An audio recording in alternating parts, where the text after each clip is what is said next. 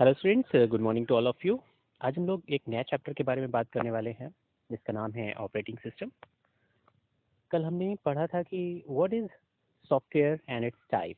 Software क्या है और उसके टाइप क्या है, जो कि बेसिकली हम लोग तीन तरह के सॉफ्टवेयर टाइप्स के बारे में पढ़ते हैं। एक सिस्टम सॉफ्टवेयर जो कि सिस्टम को ऑपरेट करने के काम में आता है, जितने भी हार्डवेयर होते हैं उनको कैसे वर्क कराना है, उनकी कंट्रोलिंग कैसे करनी है, वो डिसाइड करते हैं सिस्टम सॉफ्टवेयर।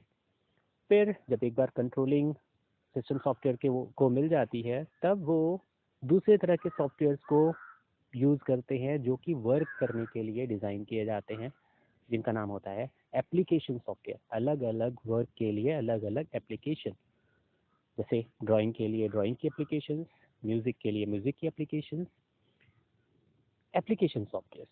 और तीसरे सॉफ्टवेयर्स होते हैं जो इन दोनों के बीच में एक सामंजस्य स्थापित करते हैं, मतलब एक तरीके से फ्रिक्वेंटली या फ्रिक्वेंटली वर्क करने के लिए इनकी हेल्प करते हैं, जिनमें हम एंटीवायरस लेते हैं। जब प्रोग्राम थोड़ा स्लो होने लगता है या प्रॉब्लम्स आने लगती है तो हम लोग एंटीवायरस का वर्क करते हैं। हम लोग फोल्डर और फाइल्स को मेंटेन करने के लिए अलग अलग ड्राइव्स बनाते हैं, फोल्डर बनाते हैं, फाइल बनाते हैं, ताकि इनको अरेंज किया जा सके।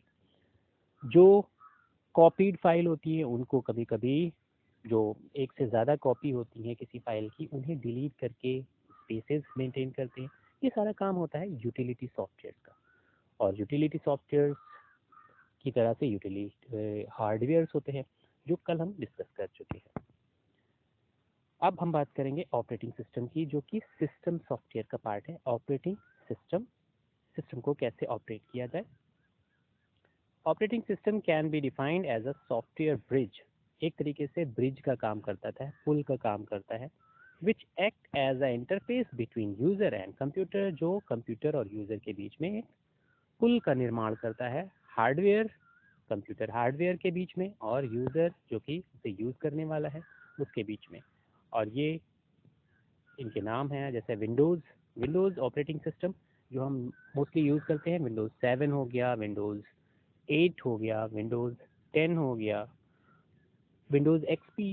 ये सारे के सारे विंडोज़ के वर्जन हैं जो कि ऑपरेटिंग सिस्टम है। ऐसे ही यूनिक्स एक ऑपरेटिंग सिस्टम जिसके बहुत सारे वर्जन हैं।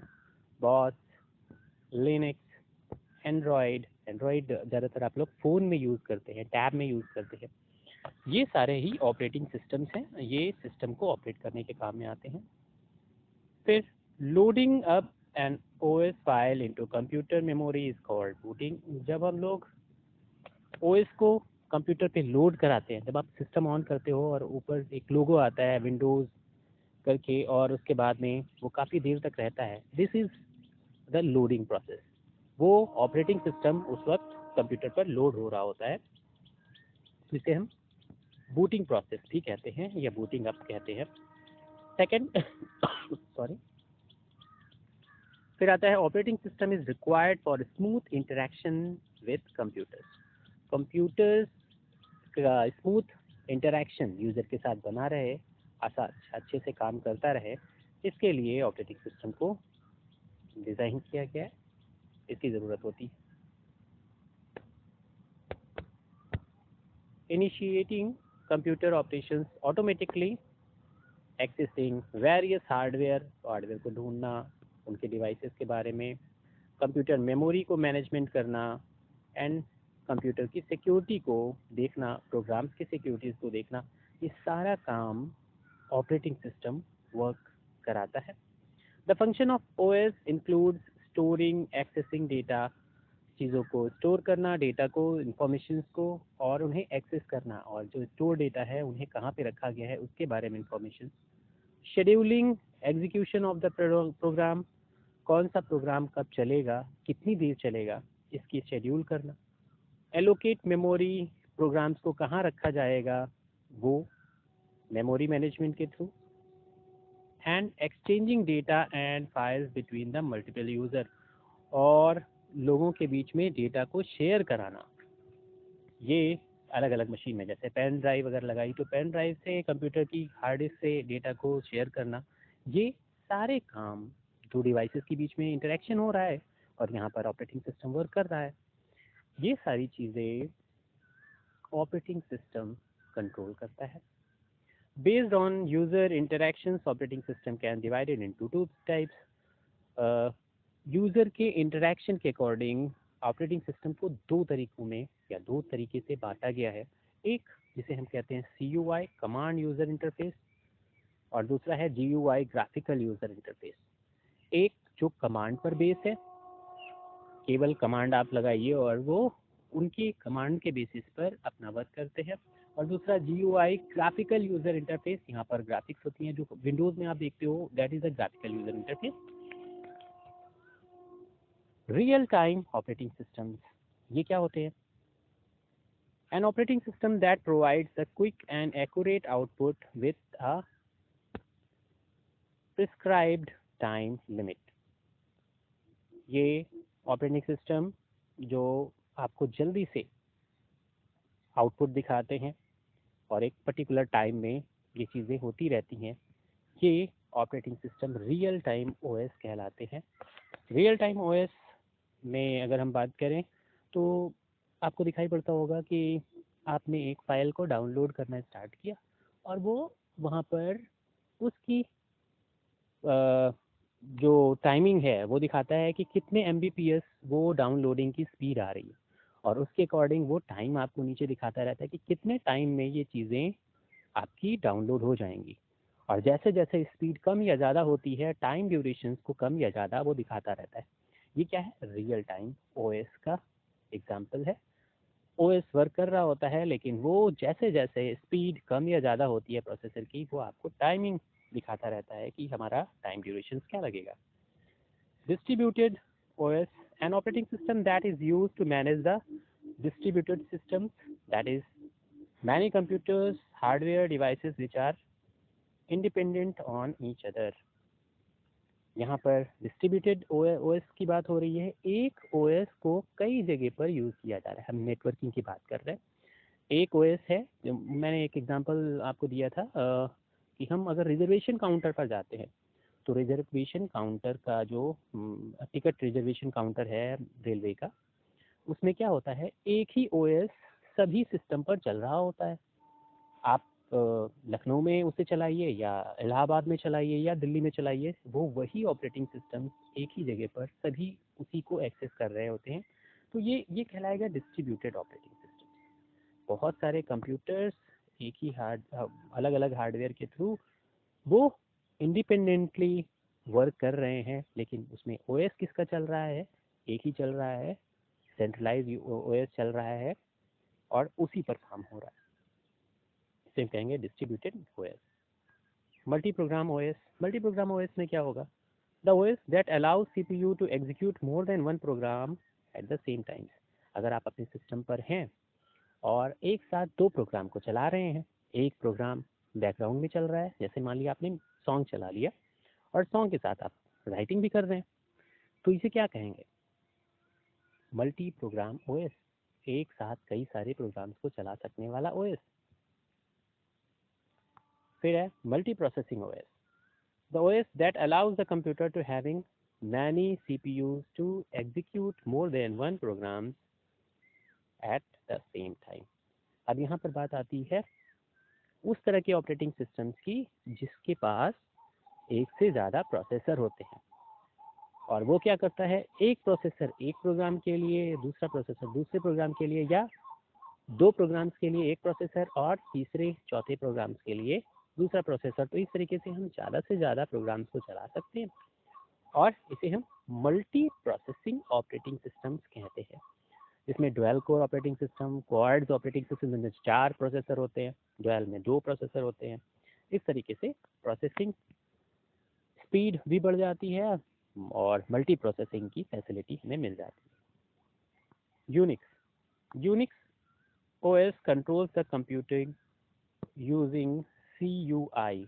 एक आपको दो तरह के मोड बताए गए थे अभी। ऑपरेटिंग सिस्टम दो तरह से काम करता है, दो तरह के होते हैं। एक CUI, कमांड यूजर इंटरफेस, और दूसरा GUI, ग्राफिकल यूजर इंटरफेस। तो जो OS यूनिक्स है using CUI, which is turns run application that provides GUI to interact with the computers, is multi-user multitasking operating system. Unix को multi-user multitasking operating system भी कहा जाता है। इस पर एक से ज़्यादा स्क्रीन हम खोल सकते हैं, एक पर वर्क कर सकते हैं, फिर दूसरे पर जाकर और वो वर्क पहली स्क्रीन पर चल रहा होता है और फिर उस वक्त हम दूसरी स्क्रीन खोलते हैं, तो एक साथ में हम कई सारे प्रोग्राम्स को चला सकते हैं और कई सारे प्रोसेसर, कई सारे टास्क हम कर सकते हैं। तो एक से ज़्यादा टास्क करना और कई सारे यूज़र उस पर वर्क कर सकें इसी सिस्टम पर, तो हम इसे कहेंगे multi user multitasking operating system. दोनों सपोर्ट करता है, CUI मोड भी और GUI मोड भी। लिनक्स, ये यूनिक्स का ही अपग्रेड वर्जन है। जब यूनिक्स पहले कमांड मोड में ही केवल वर्क करता था, तो उसे यूनिक्स ऑपरेटिंग सिस्टम्स को और अच्छा बनाने के लिए उसमें विंडोज़ टाइप के फीचर्स डालने के लिए एक ऑपरेटिंग सिस्टम बना जिसका नाम था लिनक्स। और Unix like operating system mainly used on servers and mainframe computers as well as supercomputer. यहाँ पर हम लोग जो यूनिक्स का वर्क कर रहे थे वो माइक्रो कंप्यूटर्स पर कर रहे थे, जबकि उसके आगे mini computer, main frame computer और सुपर कंप्यूटर पर जो ज़रूरत पड़ी उनके लिए हम लोगों ने बनाया लिनक्स, ताकि उसके फीचर्स को और अच्छे से वर्क किया जा सके। विंडोज़ से आप सारे के सारे फेमिलियर हैं। विंडोज़ ऑपरेटिंग सिस्टम में GUI मोड होता है, ग्राफिकल यूज़र सपोर्ट मोड होता है, माउस को हम वहाँ पे वर्क कर सकते हैं। And it's dominance in desktop and laptop, ज़्यादातर इसके डेस्कटॉप या लैपटॉप वर्जन आते हैं जिसमें हम डेस्कटॉप पे इसको स्टोर कर सकते हैं, लैपटॉप पे इसको स्टोर कर सकते हैं और वहाँ पर वर्क करा सकते हैं। सोलारिस ऐसे ही एक और operating system it is Unix based operating system develop by Sun Microsystem ने इसे बनाया और ये यूनिक्स के फीचर्स पर बेस्ड ऑपरेटिंग सिस्टम है। Use on server for hosting websites, ये सर्वर बेस्ड ऑपरेटिंग सिस्टम है। सर्वर मतलब NOS है और ये वेबसाइट्स को होस्ट करने के काम में आता है, वेबसाइट्स की वर्किंग के लिए डिज़ाइन किया गया है। Boss Linux is a Indian made operating system. Boss Linux जो है वो लिनक्स का एक वर्जन है और ये इंडियन मेड ऑपरेटिंग सिस्टम है। Its latest version is 6.0। Anup, क्योंकि लिनक्स ने एक या यूनिक्स ने आप कहें कि एक फैसिलिटी दी है कि अगर आप अपने उसके ऑपरेटिंग सिस्टम को और अच्छा बनाते हो तो वो आपके नाम पर वो ऑपरेटिंग सिस्टम रख देता है। इसीलिए बॉस लिनक्स जो है उसने 6.0 को अनूप के नाम पर, जो अनूप ने बनाया होगा उनके नाम पर ये रखा है और ये 2015 में इसको लॉन्च किया गया था। मोबाइल OS एंड्रॉयड, जैसा आपको दिखाई पड़ रहा है, मोबाइल के ऊपर जो OS ज़्यादातर यूज़ किया जाता है वो एंड्रॉयड OS कहलाता है। It is Linux based open source mobile OS mainly design for touch screen device like smartphone and tablet. ये डिज़ाइन ही किया गया था टच स्क्रीन डिवाइसेस के लिए, जिसमें स्मार्टफोन आते हैं, टैबलेट्स आते हैं और ये कहलाता है एंड्रॉयड OS, जो कि लिनक्स बेस्ड सिस्टम की तरह से चलता है। तो आज के लिए इतना ही। ये जो पॉइंट्स हैं इनको आप सिंगल लाइन जो यहाँ पर लिखे हुए हैं उनको आप अपनी कॉपी में नोट करेंगे और अच्छे से इनको दोबारा से देखेंगे। Okay, have a nice day, thank you.